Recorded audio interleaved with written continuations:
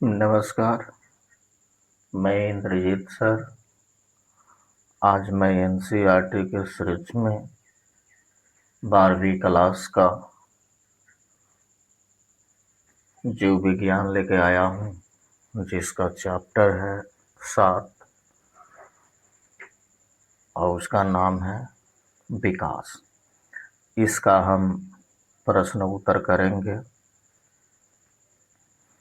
देखते हैं इसमें जितने भी प्रश्न हैं उसको कोशिश करेंगे कि एक ही में निपटा देते हैं। चलिए इसको देखते हैं। Question number 1। डार्विन ने चयन सिद्धांत के परिप्रेक्ष्य में जीवाणुओं में देखे गए प्रतिजैविक प्रतिरोधों का स्पष्टीकरण कीजिए। उत्तर हो जाएगा, विभिन्नताएं ही विकास का आधार होती है। जीवाणुओं की मूल समष्टि में कुछ जीवाणु प्रतिजैविक एंटीबायोटिक के लिए प्रतिरोधी होते हैं, लेकिन एंटीबायोटिक की अनुपस्थिति में लाभ की स्थिति में नहीं होते।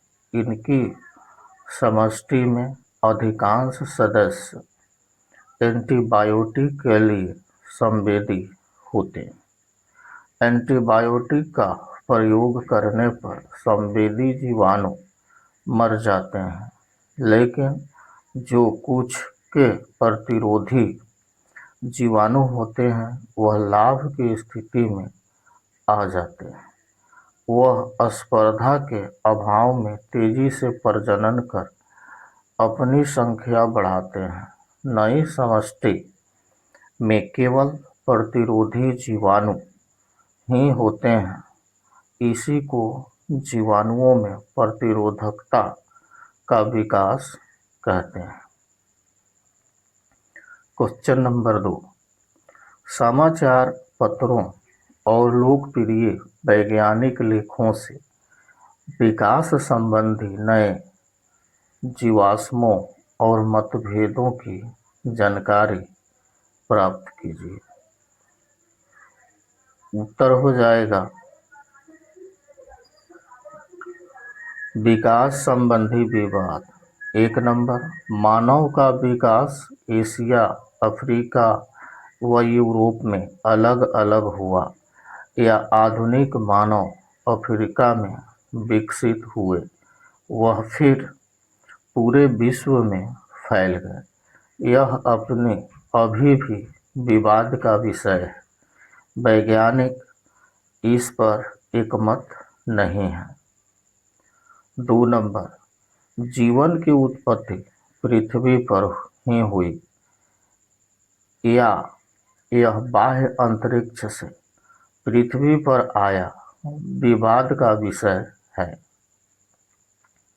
3 नंबर, सारे निएंडरथल मनुष्य एक साथ कैसे समाप्त हुए, इनकी विलुप्ति विवाद का विषय है।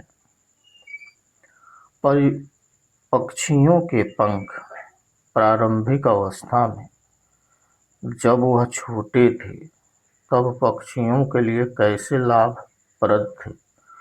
यदि नहीं थे तो कैसे अयोग्य पक्षी भी चयनित होते रहे? 5 नंबर, सारे डायनासोर विलुप्त हो गए, लेकिन उस समय के अनेक छोटे सरीसृप अभी भी पाए जाते हैं।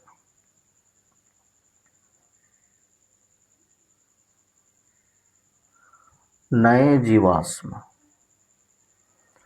1 नंबर, ताइवान के समुद्र से मिले मानव जीवाश्मों के अध्ययन में यह ज्ञात हुआ है कि आधुनिक मानव के विकास से पहले ही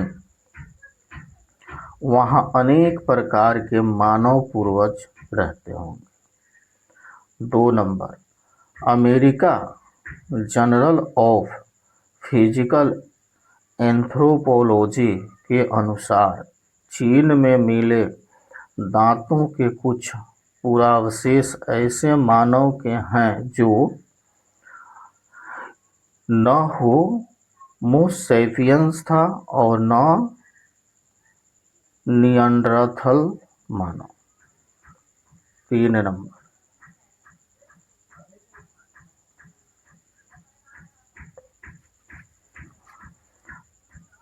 हल्स कारपोटर स्क्विलियन नामक डायनासोर का फॉसिल मंगोलिया से मिला है।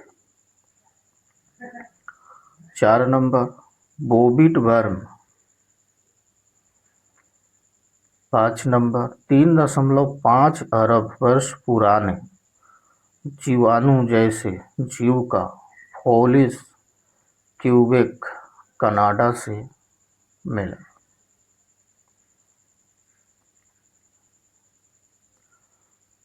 क्वेश्चन नंबर 3, प्रजाति की स्पष्ट परिभाषा देने का प्रयास कीजिए। उत्तर, प्रजाति यह वर्गीकरण की सबसे छोटी एवं मूल इकाई है। किसी भी समष्टि में पाए जाने वाले जीव जिनमें निम्नलिखित विशेषताएं पाई जाती हो, उन्हें एक प्रजाति के अंतर्गत रखा जा सकता है। 1 नंबर, ऐसे सभी जीवों की उत्पत्ति समान पूर्वज से होती है। ये परस्पर प्रजनन योग्य होते हैं और इनमें उत्पन्न संतति पुनः प्रजनन योग्य होनी चाहिए। जीवों का ऐसा समूह जिनमें लगभग समानताएं पाई जाती है, अर्थात दूसरी जाति की तुलना में इसके बीच परस्पर अधिक समानताएं पाई जाती है, यह एक ही प्रकार का जीन पूल साझा करते हैं।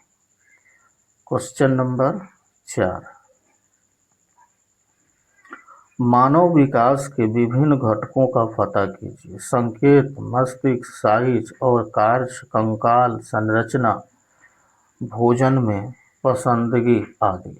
उत्तर, मानव विकास के समय मस्तिष्क के साइज व कार्य, कंकाल संरचना, भोजन पसंदगी आदि में अग्रलिखित परिवर्तन हुए।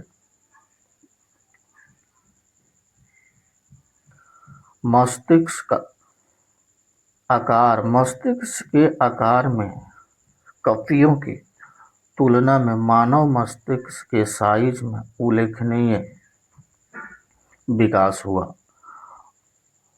ऑस्ट्रेलोपिथेकस में 350 से 450 सीसी, होमो हैबिलिस में 650 से 850 सीसी, होमो इरेक्टस में 900 सीसी व आधुनिक मानव में 1350 से 1450 सीसी हो गए। घ्राण शक्ति से संबंधित भाग छोटा होता चला गया तथा दृष्टि संबंधी भाग बड़ा व जटिल हुआ। संवाद, भाषाई कौशल, कला, तकनीक से संबंधित भाग बढ़े।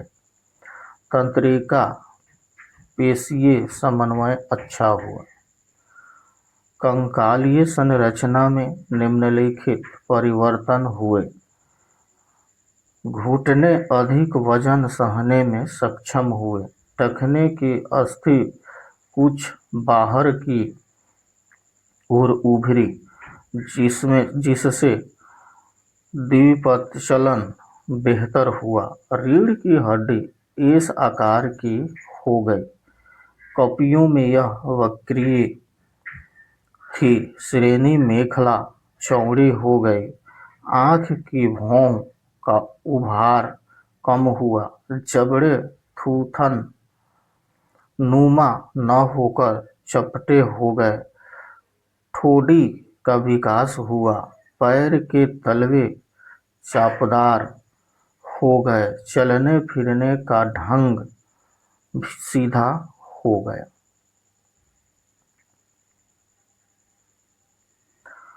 खान पान। प्रारंभिक होमो sapiens, ड्रायोफिथेकस, Ramapithecus, Australopithecus, Homo habilis सभी मुख्य शाकाहारी थे। होमो इरेक्टस शायद मांसाहारी रहे। बाद में निएंडरथल, क्रोमोनॉन व आधुनिक काल सर्वाहारी रहे।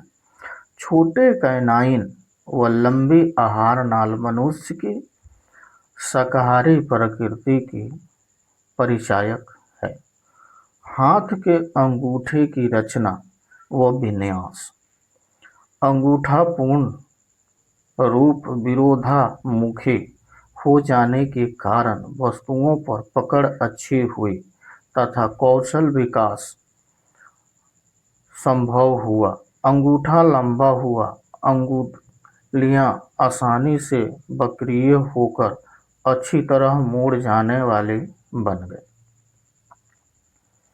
तो इसको दिखाया गया है कि पहले हम लोग